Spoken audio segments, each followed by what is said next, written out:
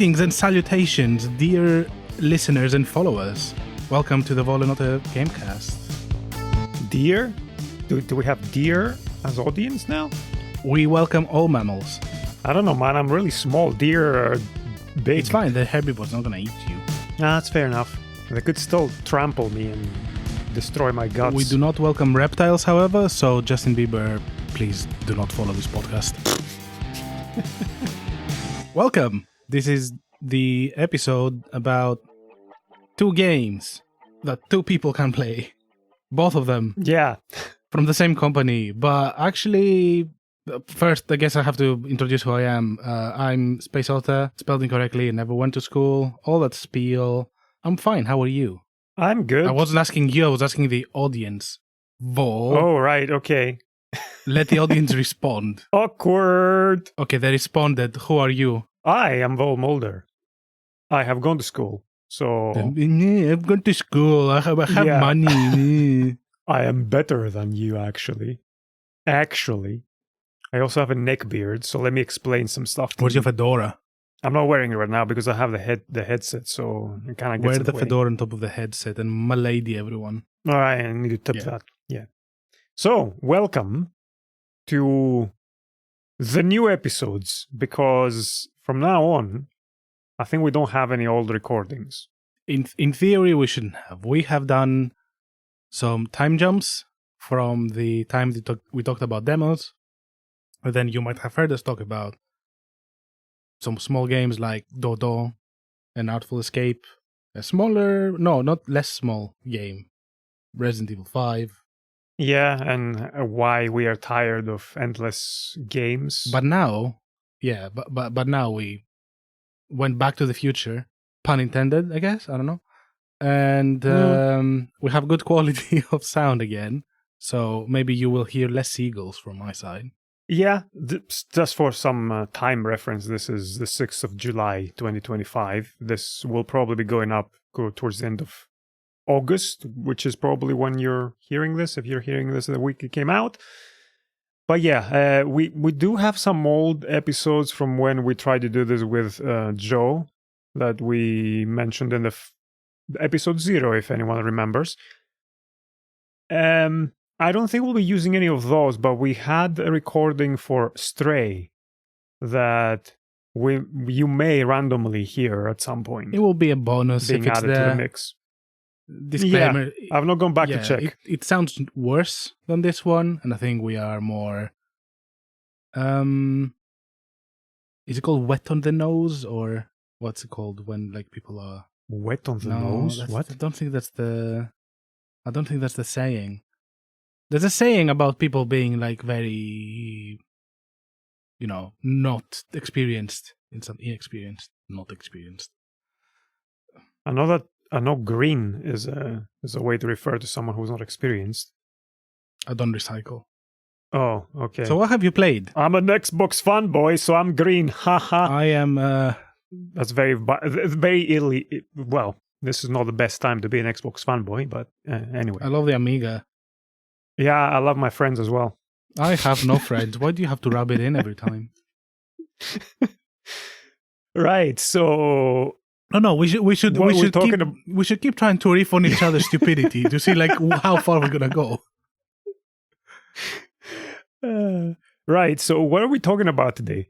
Which games did you mean? So there's a small company you may have heard called Hazelight Studios. Company, developer, publisher. I don't know. A studio.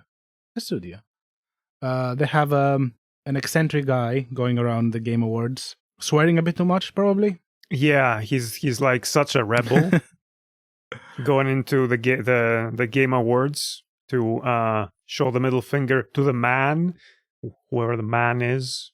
The Game Awards, I guess. Jeff, the platform for evolution. Yeah, it's the platform that shines progress. Mm-hmm. In any case, we played 2 of their games, both together, holding hands and giving each other kisses on the forehead.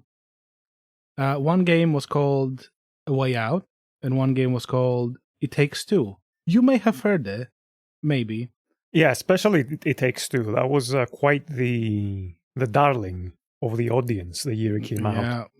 Yeah. I think we're not going to be very positive in this episode. So, trigger warning, toxicity. For anyone who really loves his games. But before we get to that, well, what have you played these last few weeks?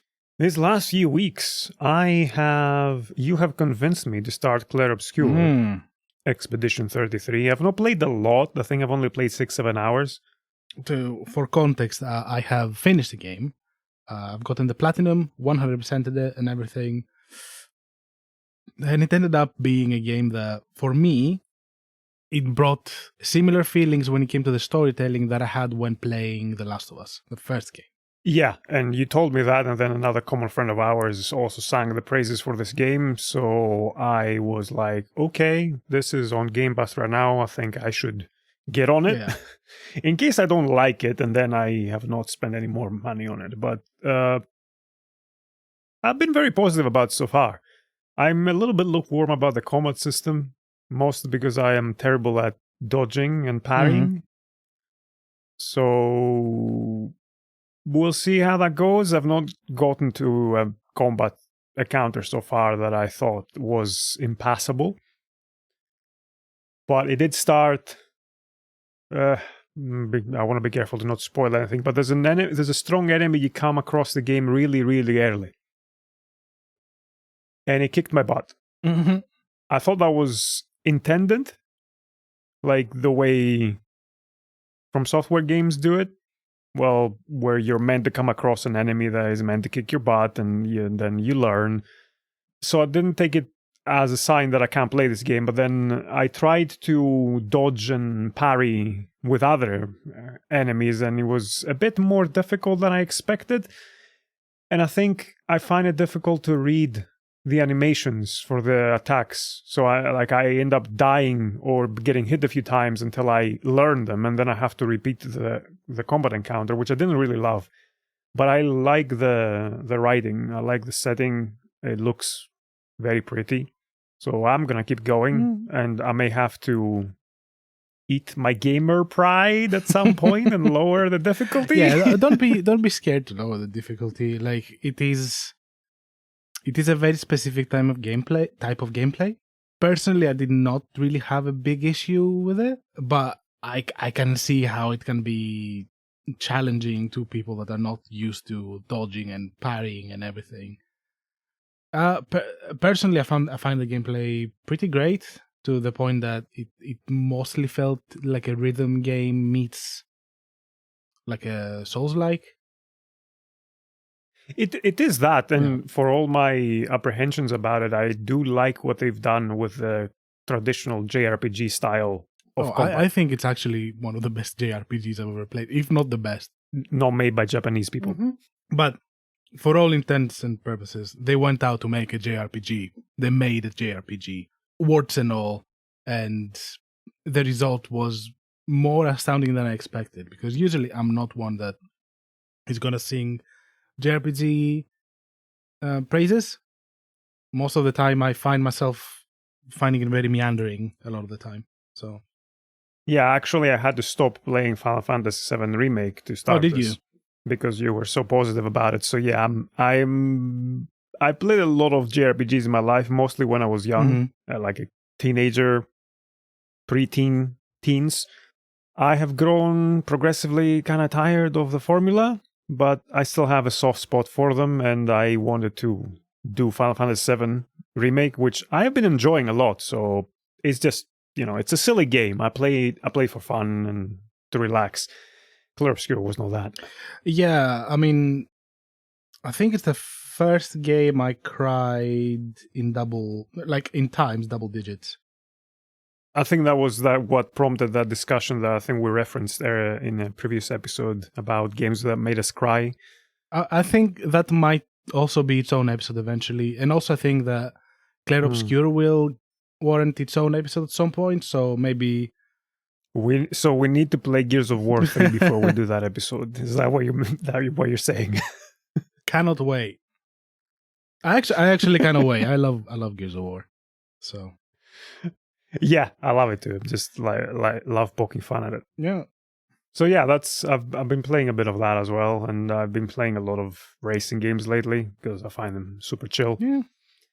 And I think there's I picked the right time to get into Forza.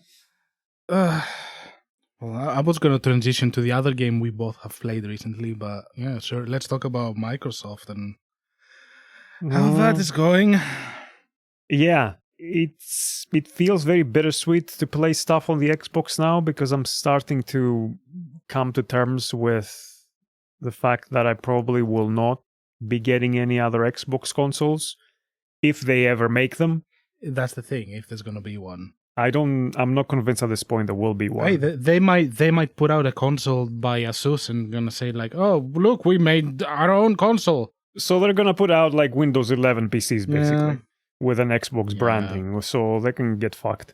Which makes me feel sad because like the 360 was an important console for me. I don't want to go as far as to say that it's my favorite console, but it had some of the most impactful games for me in my life. I really got into gaming back then. I got into gaming with friends as well, and I have a huge library from it. I mean, the 360 is so impactful that it is a console I never owned, yet I have extremely strong and positive memories of. Yeah. So, yeah, it is sad. For fuck's sake, I got an Xbox One only because it could play all my 360 library. Otherwise, I wouldn't have gotten that console because there was no much point having it. And I think the signs for what Microsoft is doing now were there since then. Like if you go back and look at the history of cancellations from the Don Matrick era and going forward, this company has no idea what the fuck to do with gaming.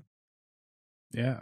And now they've bought like half the gaming industry just to shut down studios and cancel games left and right and fire everyone. At this time that we're talking, they're going over 9,100 people redundancy. Which is not all in the gaming division, just to be clear. It's in the whole Microsoft division, though. And a lot of studios have been affected. Games that we were looking forward to have been cancelled, like Everwild, for example, that I was really looking forward to. That's gone. The Perfect Dark reboot, and as well. Thousands of people out in the street without work right now, a job. Yeah, they fired 50% of Turn 10 Studio, which is a studio that's behind Forza Motorsport. That it's a different studio doing Forza Horizon, and it sounds like the people that are left in that studio will be moved over to support Forza Horizon going forward. I will be a little bit harsh here and say that the last Forza Motorsport was terrible.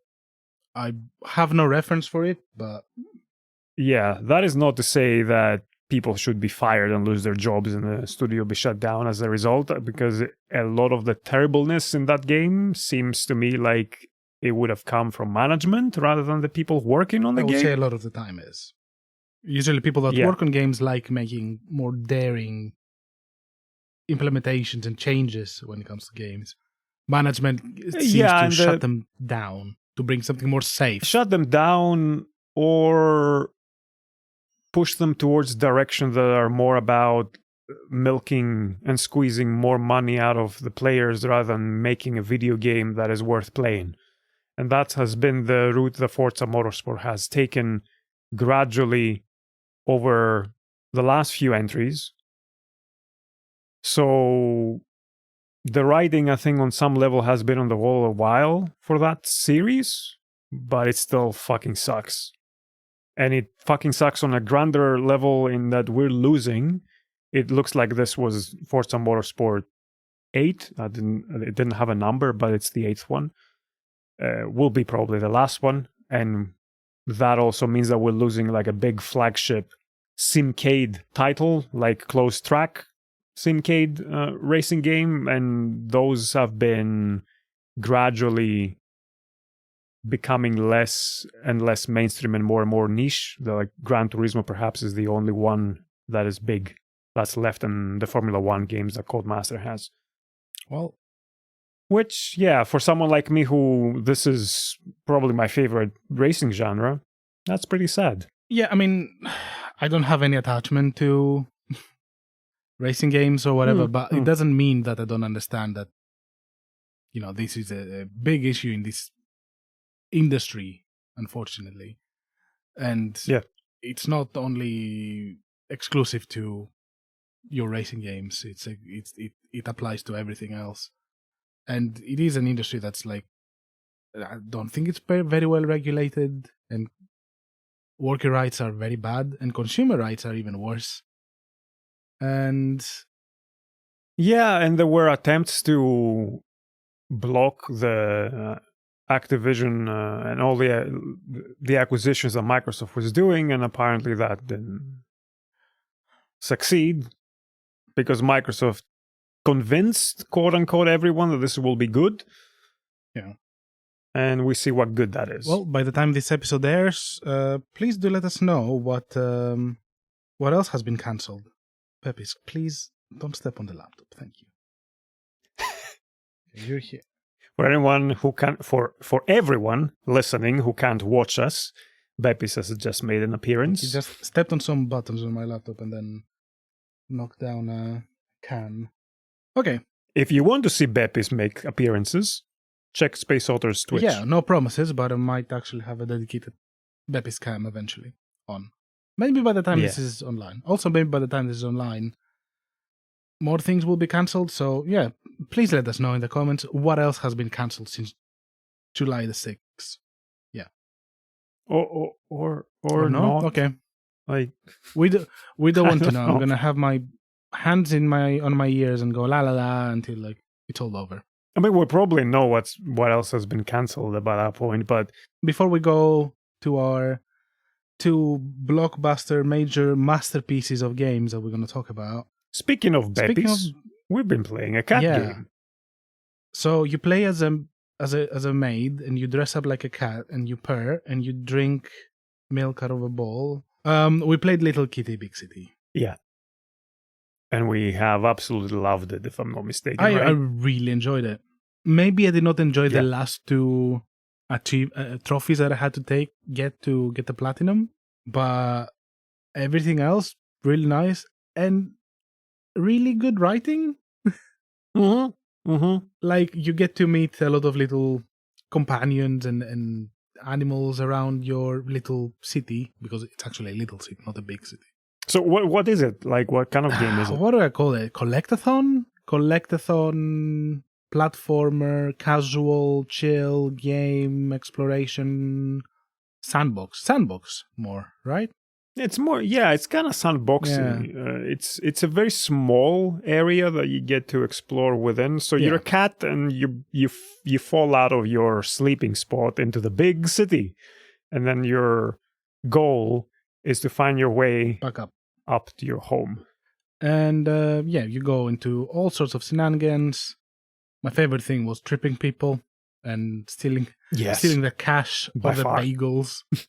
And just then dropping them in like a pond or whatever. Just look at them being angry at me. That was great. No, there's not much to say about it there. It was surprisingly like A Dog's Life. Yes.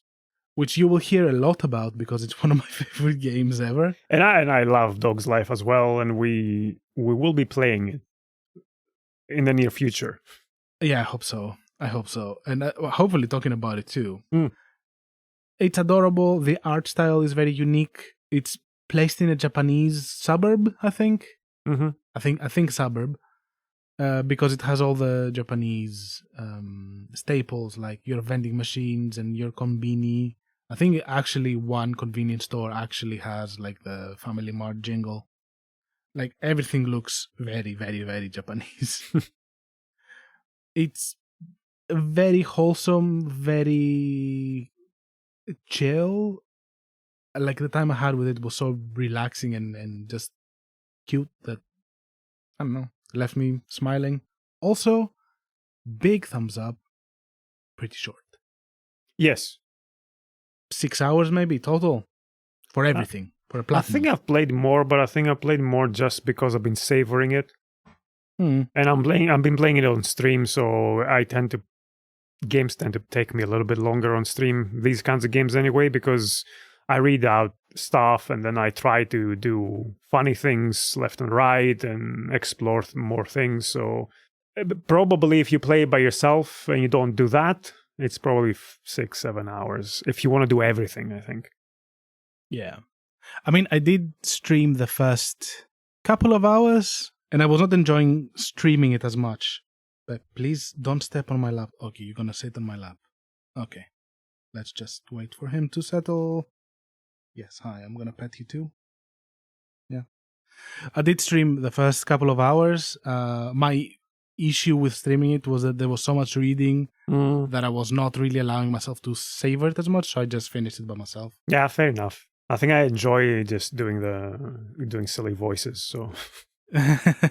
Yeah, no, I find myself cringing whenever I do that, so I was like, yeah, it's enough. Maybe, probably by now it's also online on my, like, if you want to catch the VOD, it's on my YouTube. Yeah, I don't know if my VODs will be up yet. There are definitely some shorts, because I have a bit of a backlog of VODs that I'm uploading, but yeah, it should probably be going up around this time or next month. It's a very small game, not a lot to say there, so it's not going to warrant its own episode, but... thumbs up if you want a relaxing few hours. And if you like Dog's Life. If you know what Dog's Life is. Yes. I don't know many people that do, so. Right. On to our main games. And let's start with their big hit from the studio, Hazelight. Yeah, we play this one first. Yeah, so we're going not by release order, but by the order that we played it. And It Takes Two, we played it more than a year ago now, I think. And we had to kind of revisit it in order to refresh our memory and be able to speak about it a bit more, more clearly. Because I did not remember... Well, no, I'm incorrect. I remembered way more than I expected about it, and that was not a positive thing in the end for the game. Yeah, it was the same for me. I remembered enough to still have a strong opinion on it. I just wanted to refresh my memory a little bit on the gameplay bits, because those were, I think, the good parts of the game. Yeah, I was going to suggest we start with the gameplay. Yeah. So we start positive. And The way we revisited, by the way, just for full disclosure, we watched a no commentary gameplay, skimmed through it, just to remind ourselves of the bits. Also, I did watch a collection of the cutscenes. Oh, no, I couldn't sit through that, but we'll get to it. We'll get to it. Let's start with the gameplay. So the gameplay, I think, was pretty good. I think this was one of the most enjoyable co-op games I played. Cool. What about the story? No. What makes the gameplay so fun, though, is that... So Hazelnut Studios makes games from the... Hazelight. Hazelight? What did I say? You said hazelnut. Hazelnut? Okay. So Walnut Studios. I don't know, man, I'm hungry. Macadamia. That's a lot of nuts. So Hazelight Studios makes games from the ground up to be played by two people. The good thing about that is that the co-op is not tacked on. Doesn't feel like an afterthought, and it's embedded into the core of the game. And that makes it really fun to play with another person. And they're usually quite creative with what they do and varied. Now, I would not say creative, because I don't think that the gameplay itself is original. Yes, but I was going to say that, you're right. Yeah, what they do that is different is that they literally shove everything on one game. And that's what they did here. Like, you would think that this is like kind of a 3D platformer, but it actually borrows gameplay bits from so many different games, from like your Mario Galaxies to Gears of War to rhythm games to Ratchet and Clank. Like there's so much stuff in it that each level basically felt varied and fresh. So actually playing it with someone else was really fun. That's what I meant by creative. It's not it's not original ideas because that I think was obvious with both games. They're an amalgamation of a lot of gameplay ideas from every game that exists, pretty much, or like the popular stuff. The creativity, I think, comes into how they put them in the game. Like, especially in Takes Two, like the set pieces that they had made, the whole Honey, I Shrunk the Kids approach to making gameplay. But reverse. But reverse, like, yeah, Honey, I Shrunk the Parents. Actually, there is a sequel to Honey, I Shrunk the Kids, which is called Honey, I Shrunk Ourselves or Myself. Okay. Something like that. So even that is not an original idea. Great. No. But the way they make gameplay set pieces out of those ideas is creative. Yeah. And I think it reached the high towards the middle of the game. Because for me, the moments that really struck with me more were the squirrel level and the space level. Where space level, it worked a lot with verticality. So you traversing up and down with like gravity shifts and whatever. And with the squirrel level, it was where the writing was not offensive. And the setting was very creative. Yeah, we'll get into the writing after, so we can also, like, for people who may not want to get spoiled about the story, they can perhaps skip that. But which I would say you shouldn't care.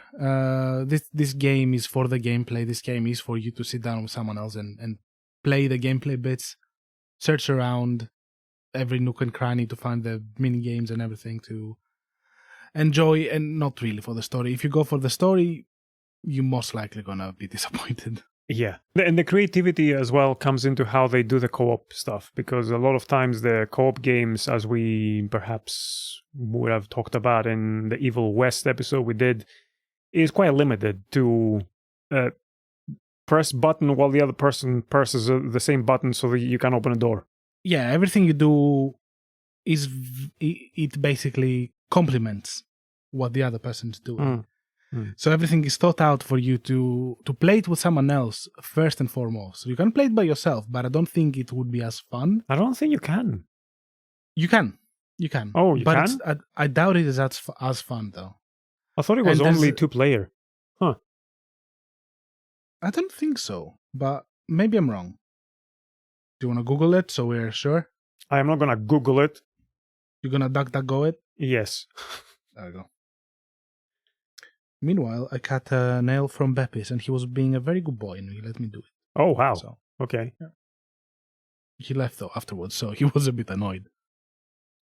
Yes, it does not have single player. No single player, okay. Yeah. It doesn't even allow you to let an AI to take the... No, and that's exactly what we're talking about the creativity and how meaningful and fleshed out the cooperative gameplay is. It's not so basic that you can have like a computer-controlled second player to do stuff, because it's not just about a second character basically shooting an enemy and then pressing a button, and that's pretty much it. It demands stuff. It demands cooperation. Or whatever. It's collaboration. Sorry, it demands collaboration. So you need another human being to be able to do that. Okay, yes. So, we're just moving on. We enjoyed the gameplay a lot. I guess we're just moving on to take a massive shit on it. And now, a huge spoiler, if anyone cares, we're going to talk about the story now. The game starts from the perspective of Rosie, who is a young child that speaks like a young child. I wish Daddy and Mommy would be friends again. Who speaks like an adult actor pretending to be a child, basically. And she learns that her parents are getting a divorce. How does she learn that? So first she hears them from her window basically arguing in the garden because the father is a disgusting slob and he doesn't do anything, and the mom in order to maintain the family, has to work more. So we're angry at her. She hears them basically saying that maybe we should tell her that we're getting a divorce. And then they have the scene that they are telling her that they're getting a divorce. And the girl reacts as if she hasn't learned it. And also she goes like, okay, can I go play now? And she goes, and she basically has made 2 little dolls of her parents and wishes that her parents would be friends again, and cries on them. Hang on. Before she cries on them, why does this kid have a relationship therapy book? Right. Hidden in a shed under a old shelf on some dirt. Mm-hmm. I mean, we could perhaps make up something here and say that this was something that her parents had and she found it, and because she, as kids may do in that age, thought that it was her responsibility to help her parents and then took the book to read it. But yeah, I mean, that's not in the game. This is just, you have to extrapolate speculation. that. Yeah. Like, I always thought that she found the book randomly and thought that, oh, this might help my parents, basically. So yeah, she cries over the dolls, and then that transforms her parents, or takes her parents' soul and puts them into the dolls that she has. Yeah, the parents are sleeping and then they wake up as the dolls. Yeah, and the parents now, Cody, the husband, and May, the wife, they become this clay doll and wooden doll, respectively. And the book has now turned into a horny therapist with a racist accent. Well, I don't know about horny, but was he really extremely annoying? Yes. Because now all he does is put obstacles in front of you to teach you about collaboration, which is like a thing that he repeats over and over in the game, that they have to collaborate and they have to work. And maybe it's like, game, maybe 2 people that are drifting apart should just drift apart. Not everything is fixable. The whole idea there that if that a marriage doesn't work is because you didn't work hard enough on it is the main premise of this story. And to me, a huge red flag. Like, to me, the I don't know, like, to dissect the relationship that these 2 have a bit. To me, it looks like the husband is really not doing much. From the beginning of the game, we learn that he has forgotten to do basic things for her daughter, like taking her to her dentist appointment, while staying at home and really not even taking care of the house that much as a stay-at-home dad that he's supposed to. While the mom works 2 jobs and she gets blamed for it. In all fairness, though, he has, as we discover playing through all the set pieces, he has put a lot of effort in creating playgrounds for his daughter. Yeah. So he's putting effort on something that is not being seen as valuable by by May. That is true, but at the same time, you cannot blame the mom for not giving enough time to her daughter when she literally cannot practically have the time. And all the things that you have built, that money comes from somewhere. Someone pays for it. If it's not you, it's going to be your wife that you're blaming for not being in the house all the time. So, it has issues because I don't think we see enough of a fleshing out of the characters. Because they're not really characters. Yeah. And there is also the risk of painting the way it's presenting stuff to paint May as the bad guy or the bad person, because she is too serious to appreciate what Cody is doing, and that Cody is actually putting effort and she's not, which is not, I think, accurate. But it doesn't, the way it presents it doesn't give, I think, from what I remember, a balanced representation of the 2. No, I think it would be valuable to have more of a balance there of positives and negatives, but it does look like for the whole game, May is painted as the bad guy. While the game is not even like taking in mind that maybe this family needs money for the stupendous spending that Cody's and we never doing. learn why Cody is not working or able to work, like how they ended up with him being the stay-at-home dad. That aside, like for the first perhaps third of the game, the story is quite lighthearted, so you can kind of ignore it. Yes, I mean it is a very sensitive topic, I think. I know that a lot of people have grown up with parents during a divorce period, and it's tricky as fuck. And especially at the mind of a young kid, I cannot imagine how. Well, no, I can imagine. My parents got divorced when I was young. Yeah, it's complicated. It's fucked up. It's confusing, and everything seems really scary. And one thing that I don't know if it was intentional or not that the game does kind of correct is that in a very shallow level, the kid does blame herself for all of it. And this is a very typical, I would say, kid reaction to this. And what do the parents do here? Oh boy, are we going to talk about the thing?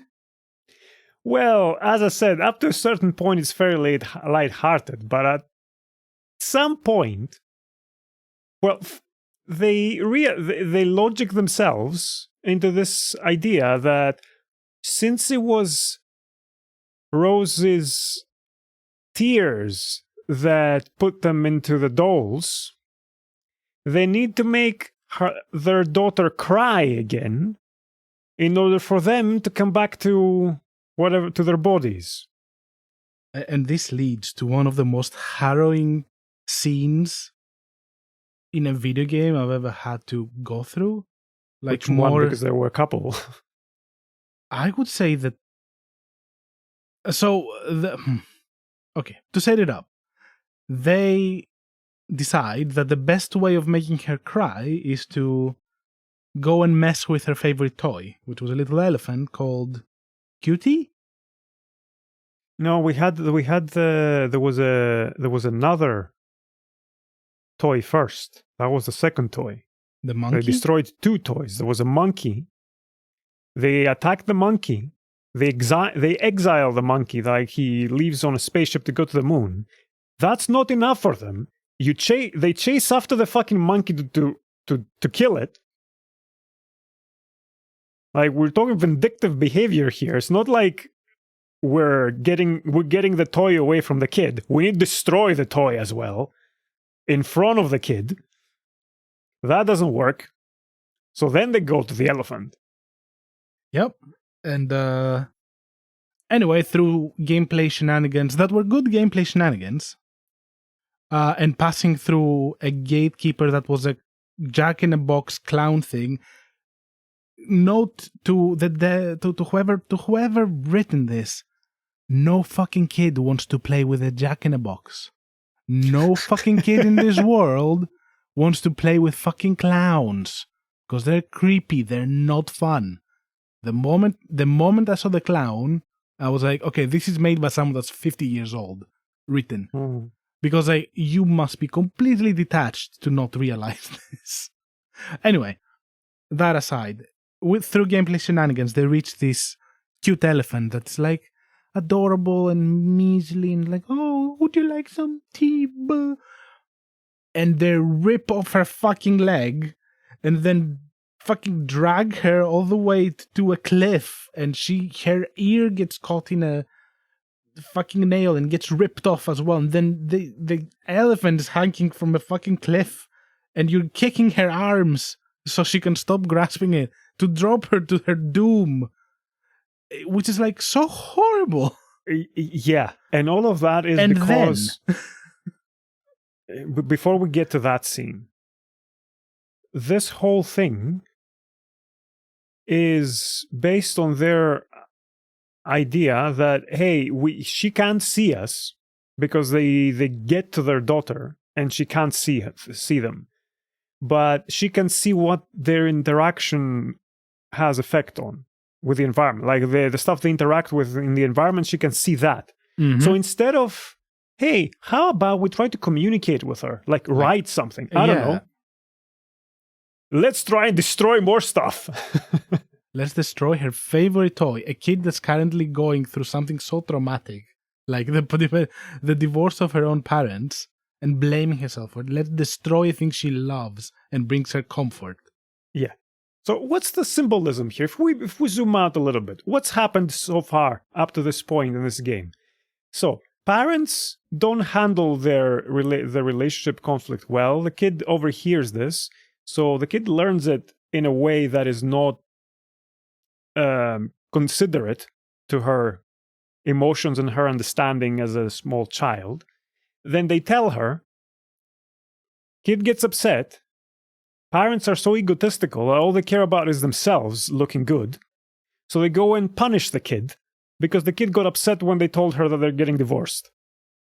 And then, as the kid is crying, they go under her and bathe in her fucking tears. Yeah. In a very while going, woohoo! Yeah, we made our daughter cry! Fuck and the guy shakes his tushy under the tears like, oh yeah! Only to realize that it didn't work.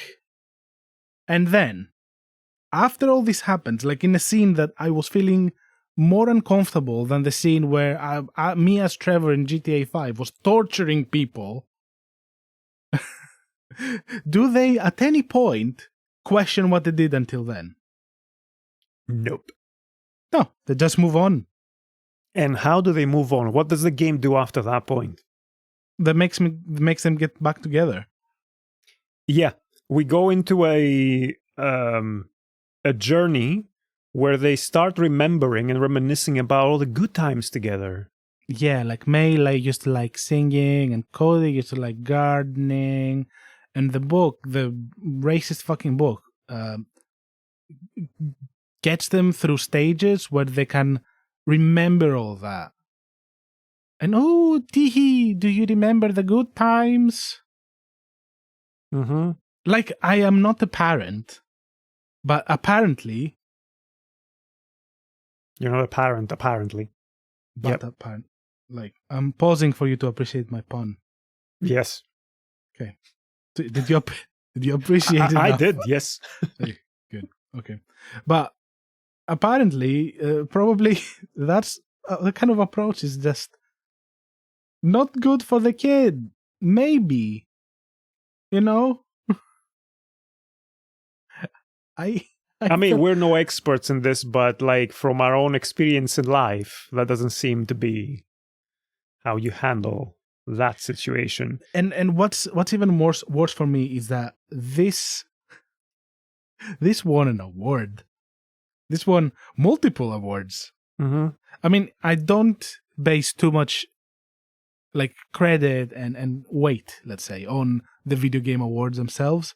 But when a game is voted as the best family game, has such grim and very misunderstood representations of family dynamic, to me, that should not be awarded a family game. Can you game. imagine playing this with your mother or your dad when you're 9 while they're getting a divorce? While they're getting a divorce, or while there is an inclination or impression in your young mind that there's something happening, there's some tension between my parents, and playing this, like, or watching this. Maybe by the end of the game I would think that it's not my fault, but maybe also by the end of the game I would think that my parents are fucking psychopaths. And this is not like, I'm not saying it lightly for you to laugh, but genuinely, these two people act like the most self-centered and sociopathic pieces of shit that I've played as in a game ever. And the other game we played from the same studio, we played criminals. Yes, and I had more empathy for those people. Yeah. Not that I had much empathy for them, but more. We will go to A Way Out in a bit, and the pitfalls that that game goes into, but I like there is bad writing like A Way Out that's like more generic, more bland, and there is bad writing that genuinely like irks me, and this goes to the irk territory. There was nothing in this that made me at any point root for these people or think that the redemption was deserved. There's barely even a redemption. They just reminisce about the good old times and, without a real solution, decide that May will spend more time with them now. Yeah. Is that possible? What about the money? What about tackling why Cody is such a fucking slob? Will he take responsibility of doing anything for his daughter? Because they go in the end, and they chase the daughter that has run away. Well, I guess why? Has run away from home because she has blamed herself, and everything around her that she loved has gotten destroyed within a span of 24 hours. And they find her in the bus stop at the end of the game. Oh yeah, they don't destroy just her toys if we are to look at what they actually are doing. They're destroying everything in the house. Yeah, I mean, there's little explosions and everything. I know, but it's I don't know if I'm reaching here with trying to see it as symbolism, but that happens. Whatever, the premise for the game happens, and then they destroy household appliances, other stuff that's lying about, and they destroy her toys. Are we really seeing two people being incredibly destructive towards each other and their whole house and towards their kid having a happy ending, basically? Oh, they did? Yeah. They worked in tasks enough together to like each other again. Because that's how relationships work.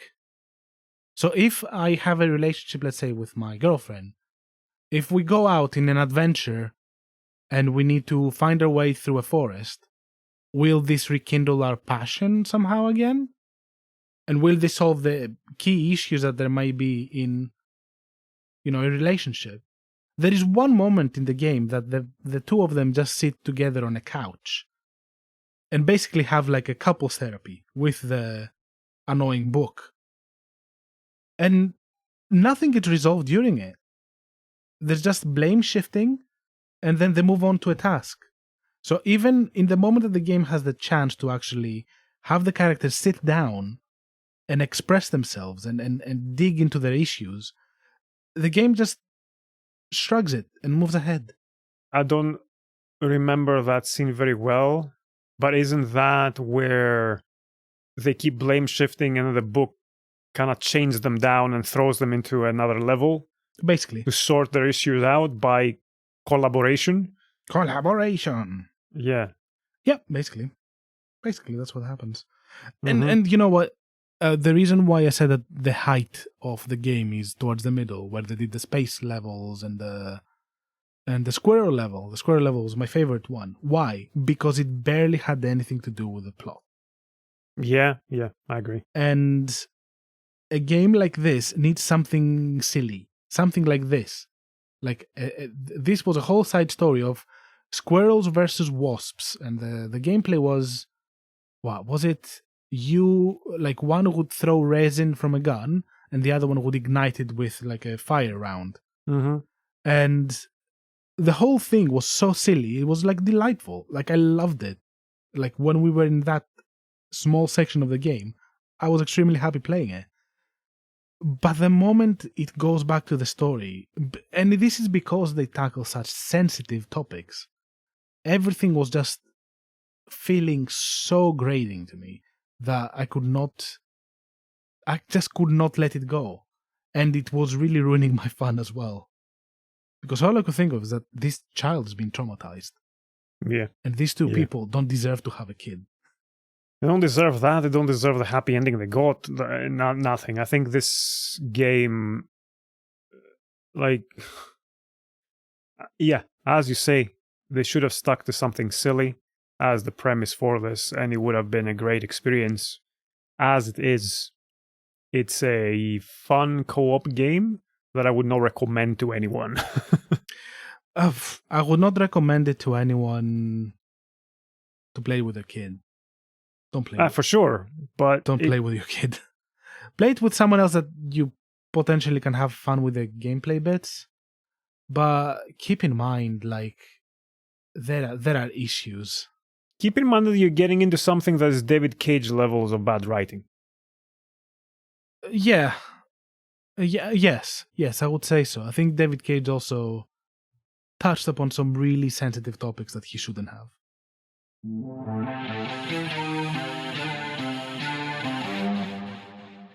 Okay, speaking of something silly, you really wanted us to play this one. Yeah, after we played this, long after we played this actually, we started streaming co-op stuff together, and I thought that A Way Out would have been a more enjoyable overall experience for us to go through, because I had already played that with my partner a few years ago, and we had enjoyed it. I remembered it more fondly at that point after having played It Takes Two. So with the experience of going through It Takes Two, I appreciated A Way Out more as a result. Not as for the gameplay, because I think for the gameplay it's a lot weaker overall. It's way more standard, let's say. But it did not take itself seriously at any point, although it did try to shove some serious moments in there that were just laughable. Yeah. In the context of the whole thing. So what is A Way Out? A Way Out is basically a really bad take on Shawshank Redemption, which then decides to end that bit during the first fourth or third of the game, and then goes through a mishmash of perhaps every blockbuster action film from you can from think the of. 80s, I would say. From the 80s, yeah. Especially, the more mafia-focused actiony stuff. Mixed with Commando? I mean, I don't know. It's like, again, random ideas from popular, successful films, because It Takes Two was the video games, this was the films. And making up gameplay set pieces based on them. Okay. Gameplay-wise, it is certainly worse than It Takes Two. It's not bad in any way. One thing that really not annoyed me, but disappointed me in a way, was that when I first saw the trailers of A Way Out and everything, I thought this was going to be more of a puzzler about working together to find the best way of escaping a prison. Same. And I was excited for that. I thought that this would be something very interesting and potentially new. But those bits were very basic, quick, and really lacked any depth into the gameplay. And there wasn't as much, and I'm going to use this word and I cringe using it, collaboration. Well, in the first bit, yes. Yeah, but even that one was a collaborative effort on a different. Basically, most of what we did in the first bit while we're trying to escape the prison was to hold things for the other person, basically. And QTs. But so it was either one person does something while the other person looks around for guards coming by, or one person goes somewhere and you hold something for them. This whole idea of one person does something while the other person waits and keeps an eye out for. Mm-hmm. This is not very engaging or enjoyable. Like, you do this once or twice and then you do something else. You didn't really do something else at any point. Still, though, gameplay-wise, it was my favorite bit of the game. Yes, for me as well. It's just that even that, I think, was a lot less creative and engaging compared to It Takes Two. Like, it seemed way closer to the more traditional co-op stuff that is co-op just for two people to play them, but you don't really get them to do a lot of creative things together, or a lot of complementary stuff that is not just very basic. Yeah, and I think that's how they evolved from that to It Takes Two, and those are the positive changes that they made.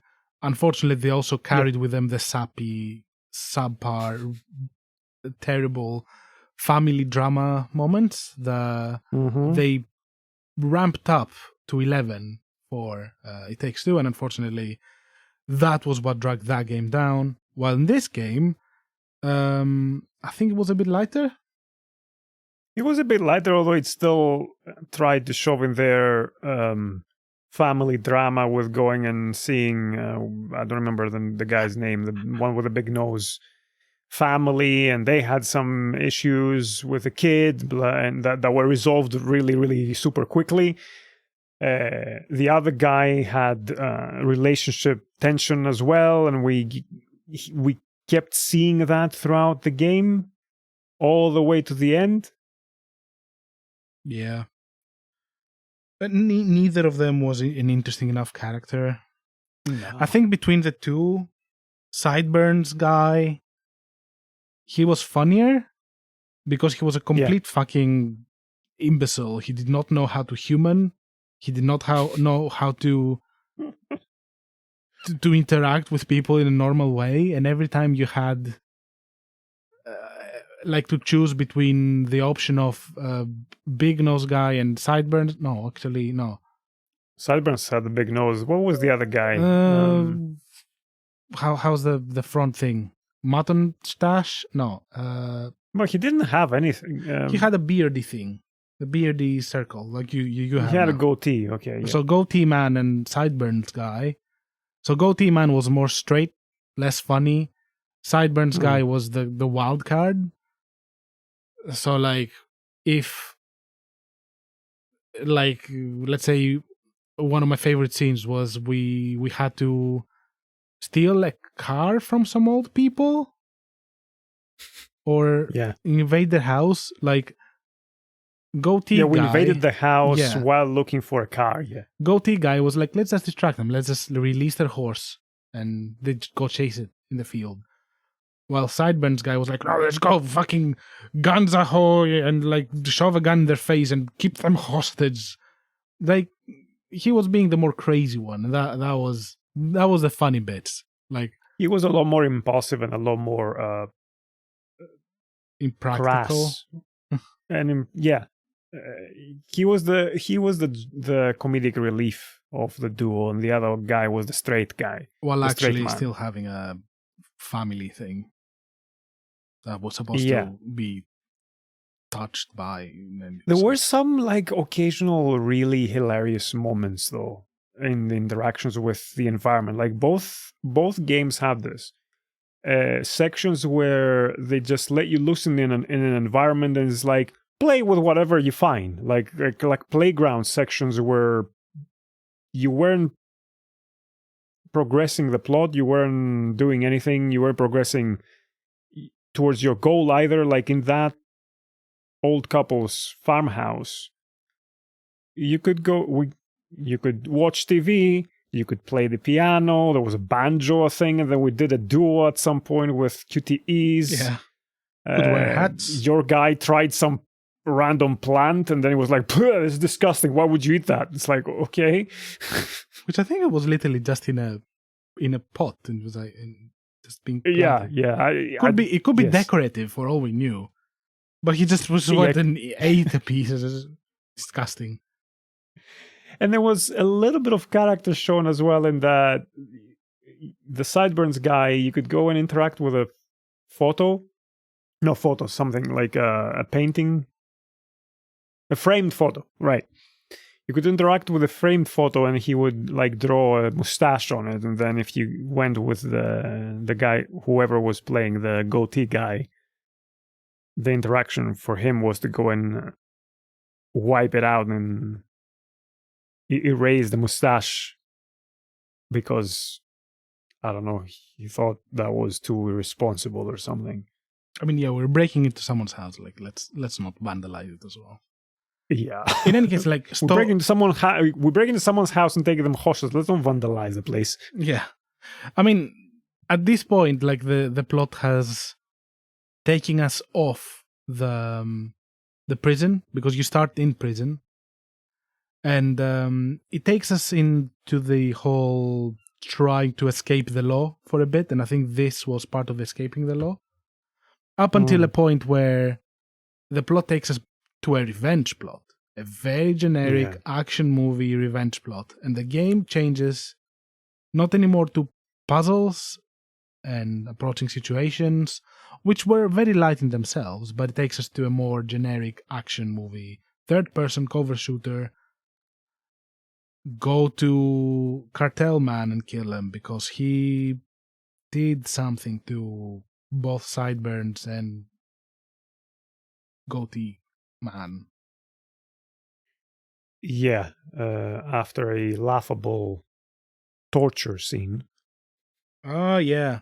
It took us so long to actually get an achievement there. And we got a very specific direction of the guy you're looking for is in Mexico. Okay, let's go. All right. Let's take a Where? plane to Mexico. It's not a small country. Where do you want to go? To Mexico, right? Yeah, Mexico. Anyway. It has to be very easy. That aside, yeah, that's where the game became very weak, I think. And then, spoiler alert, there's a twist. Mm-hmm. Because, of course, there has to be a twist. It was great. Yeah. Turns out, goatee guy was a cop. And he went to prison to find the other guy. What? Because he killed his partner. What? And also Sideburns had as a revenge plot against this guy because he had killed his partner or something. Or sold him out, or I don't know, look, crossed him in a deal and when they were doing crime things.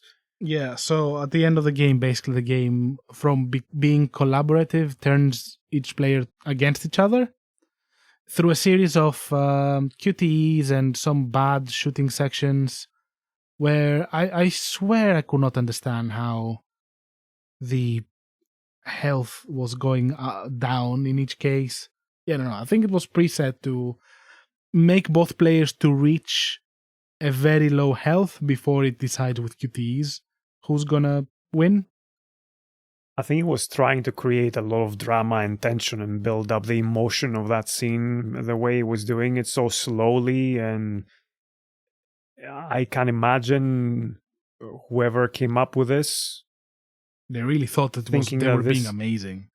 Yeah. And that the audience will feel so torn and so sad, and that these two guys are bonded over their escape now are at each other's throats, and oh, what a big betrayal, and I trusted you. Yeah. You were my brother! Yeah. Unfortunately, I was already done with the game at this point.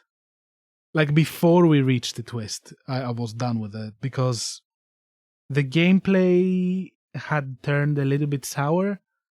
Like, while I had fun being in like playgrounds trying to solve mysteries, as light as they were, turning it into a mediocre cover shooter was just not the direction I wanted it to go.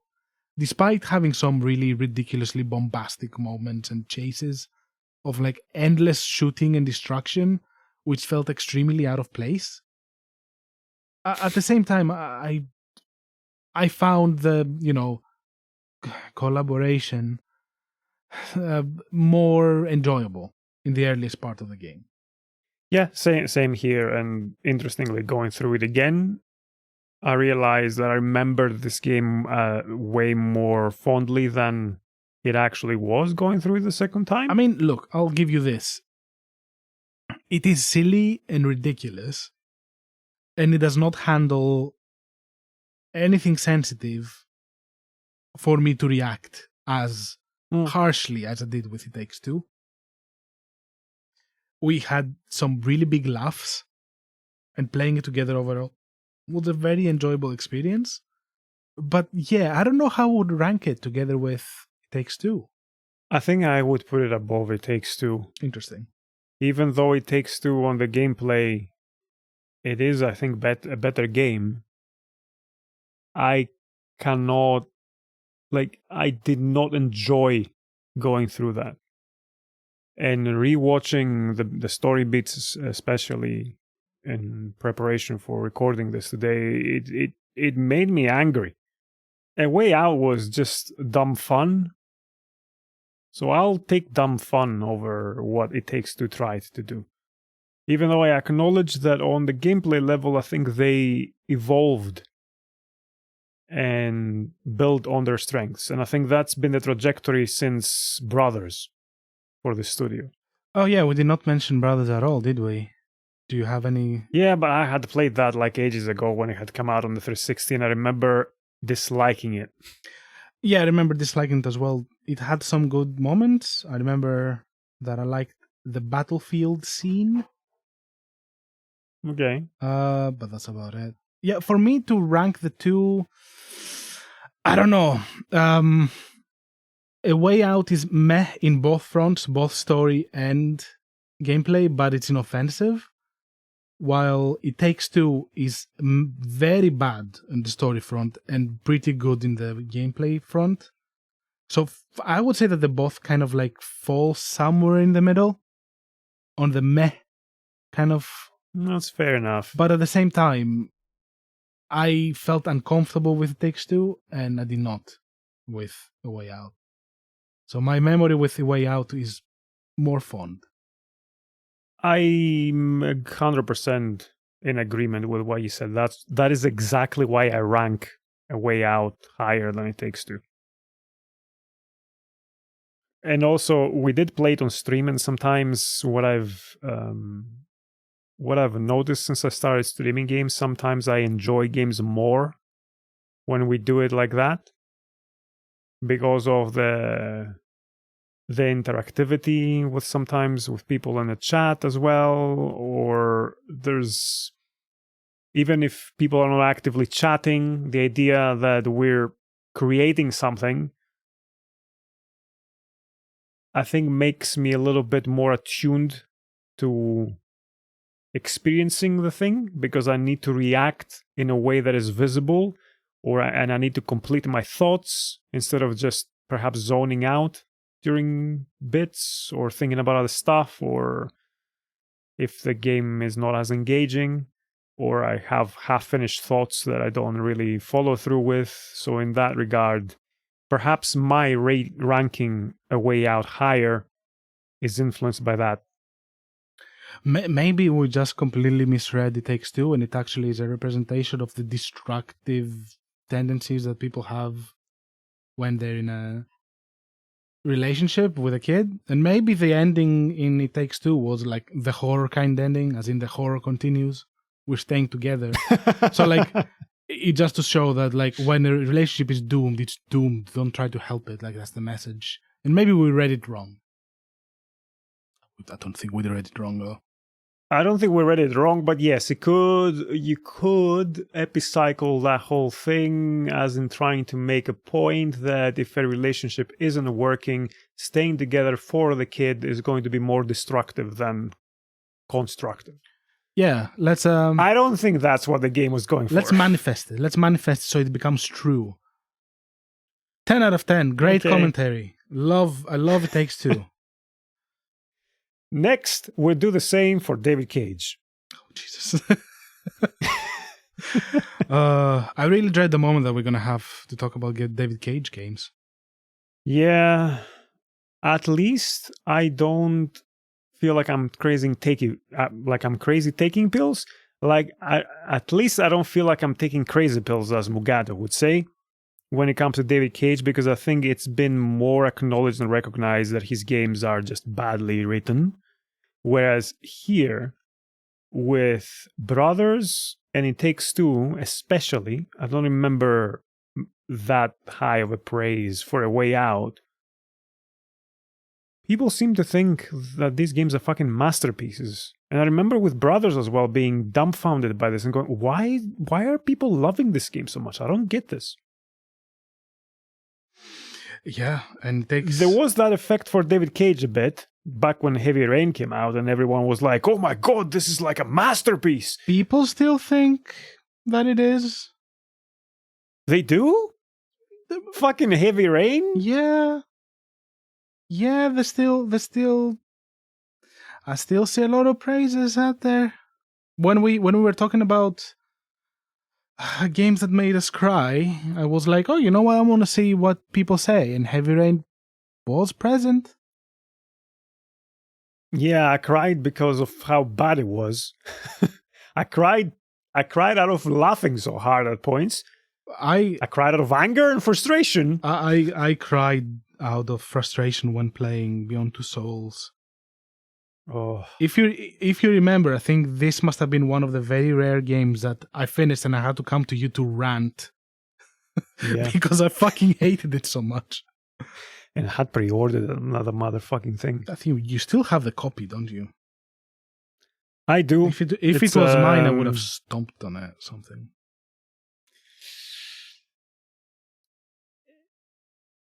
It's a steel case. It's a steel bookcase thing. Cool. Whatever they're called. Takes more anger to break it. But that's the thing, like with It Takes Two, like looking at the other nominees that year for Game of the Year, I'm like, how did this one take it? What else was it? Resident Evil Village, which I loved. I really liked. Yeah, that's such a better game than this one. Like, okay. Ratchet & Clank Rift Apart. That was that year? Yes. And this game won over that one. Psychonauts 2. Which if I am to go of anything like I did with the first Psychonauts, especially thinking about the writing and how they develop their characters and the difficulties that the characters go through in that game and how they represent them, it's night and fucking day. So if Psychonauts 2 is anywhere close to the first one, like, what are you doing? And then there was Metroid Dread and Deathloop. I haven't played either. But I don't know. The other three games would have won over it for me. To me, It Takes Two would not even be a nominee. But maybe for best co-op game, is there a thing? Yeah, if there was such a category. Best multiplayer game? Fair enough. Yeah, there's a best multiplayer game and it won it, together with best family game that it won. Best family game. It won best family game. So after the Game Awards, kids went and played it, and definitely kids that were going through their parents being divorced played it. I think as a nominee for best co-op game or multiplayer game, I could get behind winning that category. Yeah, no. We said not playing game. together was fun. It was nice. Things that the sour taste that stays in your mouth after finishing that story, I don't know if anything could have fixed it in the game for me.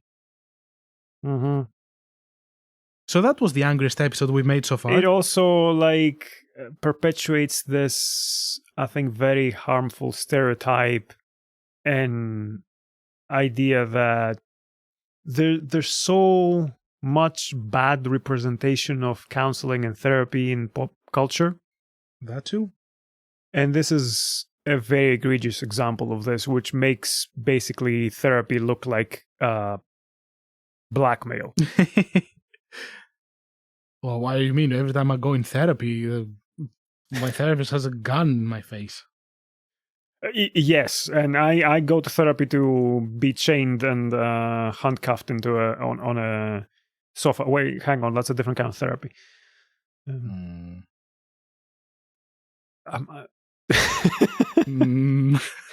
I go to CBT, but not that kind of CBT. It's the other one.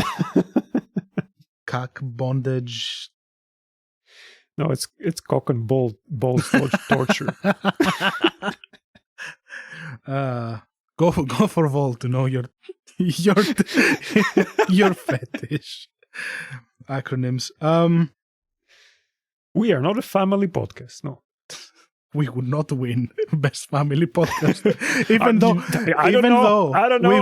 we would be more appropriate than them winning family game of the year. Yeah, I'm talking about like male chickens and tennis balls.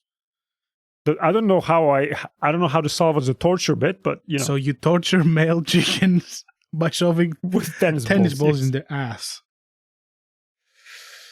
Okay. I do not condone animal abuse in any form. Even if it's your fetish. In that case, I will criticize your fetish and I will yuck your yum. So, I mean, you can fantasize about it all you want as long as you don't act on it. Don't torture chickens, please. McDonald's, I'm looking at you. Anyway, yeah, so I guess at some point we're going to talk about Split Fiction in the near future. Yeah, we're gonna do a stream for that and play it. We'll probably enjoy the gameplay and we'll have issues again with the story because I cannot. Look, the story can be silly. I just don't touch things that are so sensitive if you don't know how to approach them. Do you think they're not gonna do that after getting awarded for this game? We'll find out soon. Do you think that guy is not gonna think that he's a fucking genius after writing this and getting all these awards? I do not want to express personal opinions on a person. Fair enough. But fair enough. Yeah. Let's say that his personality is a big wild card when it comes to video game awards. That I don't enjoy. I will say I do not enjoy his appearance and how he treats. I don't know the guy personally. I don't know what he's like in actual life, but his persona seems quite grating to me. Yeah. And like he's the face of the studio, so I don't know. I'm sure there are many good people working on the games, and there's a lot of talent. There's a lot of talent, and also these were really polished. There were no issues with any of them that we played. No, I cannot remember bugs or anything. Well, there's definitely like good talent in there. It's not in the writing. And that's a problem with a lot of video games for me. Like what normally falls flat is writing. It's at least for me, it's the thing that I normally will have more complaints about, and that's why when I play something like Clair Obscur or Baldur's Gate 3 or Last of Us, something sparks in my brain and goes like, oh yeah, you know what? Games can say good stories, tell good stories as well. Or Disco Elysium. Outer Wilds. Assassin's Creed. There are good examples. It's just that I can't help but notice that a lot of games get praised for their story by gamers that seem to me to be incredibly weak, and makes me wonder whether many of these people have actually read any good story or watched a good film. But then again, I have been told in a discussion about Heavy Rain, I'm actually a film student, so I know what I'm talking about. So, by someone who was claiming this was a masterpiece. I've met people with PhDs, and fuck me if they're shit at their science, so... Well, when did Heavy Rain come out? That's a while ago. 2011. But also, being a film student doesn't mean you have good taste. Or that you understand film. Yeah. I don't think all film students are shit, but well, at least you've had more experience with them than I have. Yes. Yeah, I think for a little while, like a small network that I had in Glasgow was film students, and I've heard some things that yeah, I've heard some things, man, that were questionable at best. But when you're arguing something with someone else, or discussing it, even like to say it like politely, you cannot throw out your qualification as a defense for your opinion. That's not how discussions happen. Discussions happen by, thoughtfully approaching something and hearing an opinion and understanding like why does that person have this opinion and reevaluating that way. Especially if we're talking about something that is interpretation of art. You're right now, you're saying that Heavy Rain is art. And I will not have it. Okay. Interpretation of pop culture products. That's okay? All right. Because okay, if I am having a discussion or a disagreement or a debate with a physicist and I know nothing about physics, them pulling a card on me that I'm actually a physicist or I know what I'm talking about, I can accept that. But in this case, it's a completely subjective interpretation on a story. The only person who is qualified, quote unquote, to come and tell me, no, actually, you're wrong, this is what the story is about, is the person who wrote it. And even then, I would argue that after you write something or you create something and you put it out into the world, it does not fully belong to you anymore. So someone else's interpretation of it is as valid as yours when you wrote the thing. I've seen movies recently that I hear the interpretation of the filmmaker and I feel that the filmmaker has it wrong. So yes. So including like big ones like Dave Cronenberg. Like at times I hear him talking about his movies and I'm like, we're completely on a different page right now. So as much as I shit on David Cage, I'm open to someone telling me, you know what?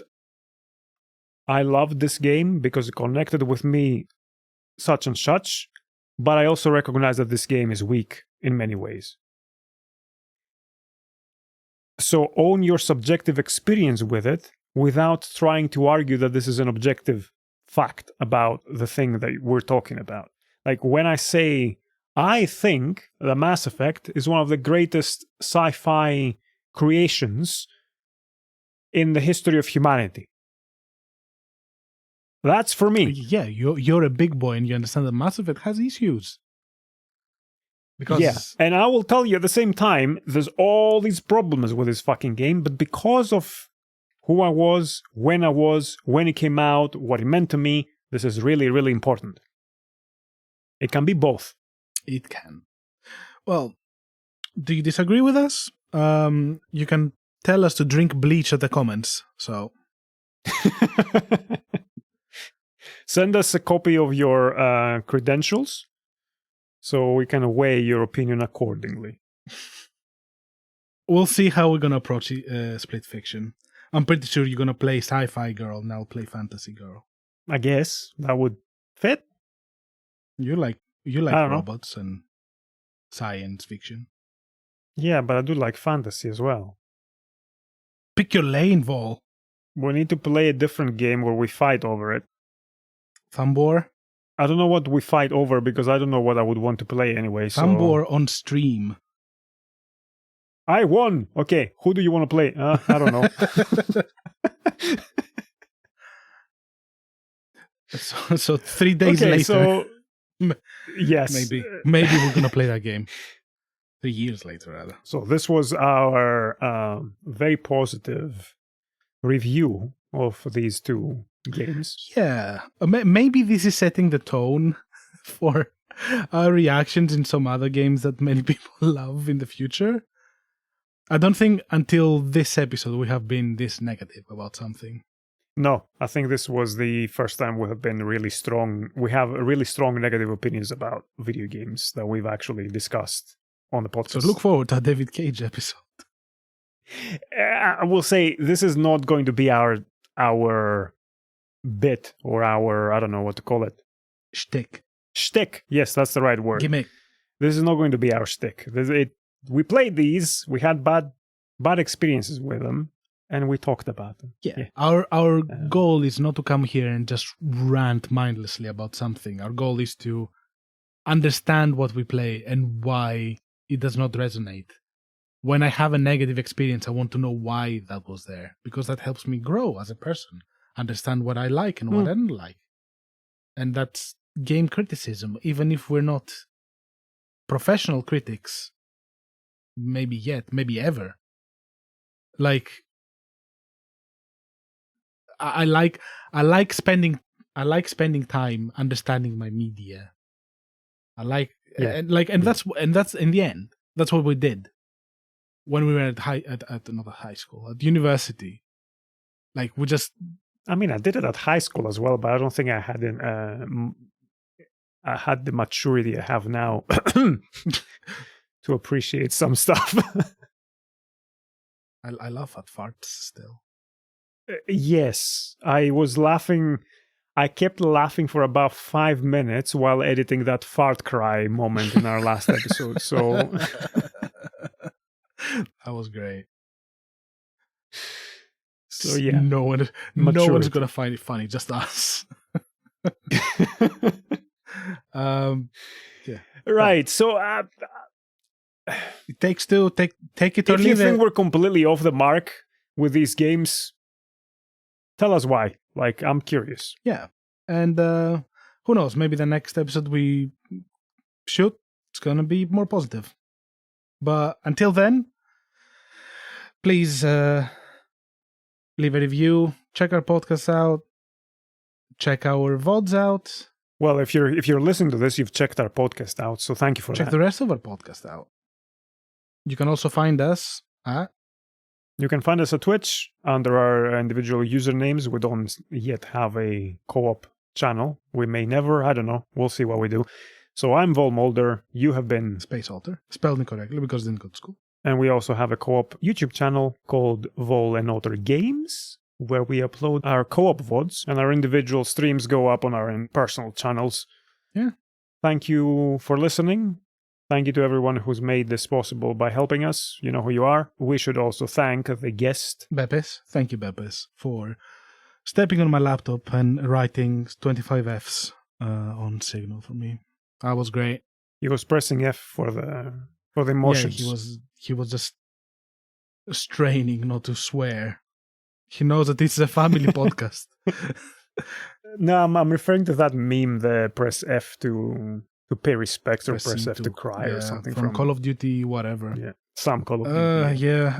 What we will never do is talk about Call of Duty. Joke's on you, I'm gonna go on a Call of Duty marathon next month, and when you ask me, what have you been playing, Paul? Oh, you're gonna get it. So this was the last episode of a Vole&otter Gamecast. I hope you enjoy the history of the 10 episodes or whatever we have so far. I'll continue by myself. You can find me on my own channel. Too bad we spend money on our art. I'll have to make a new one. Yeah. Right. We'll catch you in the next one, 2 weeks. Cheerio.